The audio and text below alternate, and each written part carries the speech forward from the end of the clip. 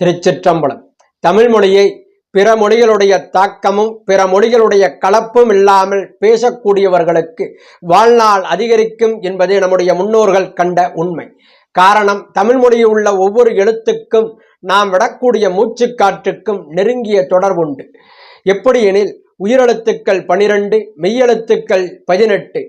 இந்த உயிரெழுத்துக்கள் 12ம் மெய்யெழுத்துக்கள் 18ம் சேர்ந்து புணர்ந்து உருவானதுதான் உயிர்மெய் எழுத்துக்கள் 216.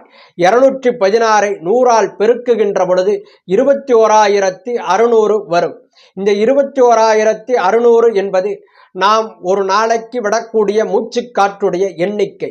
ஆகவே தமிழ் மொழியில் உள்ள ஒவ்வொரு எழுத்துக்கும் நாம் விடக்கூடிய மூச்சுக்காற்றுக்கும் நெருங்கிய தொடர்புண்டு. ஆகவே தமிழ் மொழியை பிற மொழிகளுடைய தாக்கமும் பிற மொழியுடைய கலப்பும் இல்லாமல் பேசி நாம் பூரணத்துவமான வாழ்நாளில் வாழ்வோம் என்று கூறி அமைகிறேன். திருச்சிற்றம்பலம்.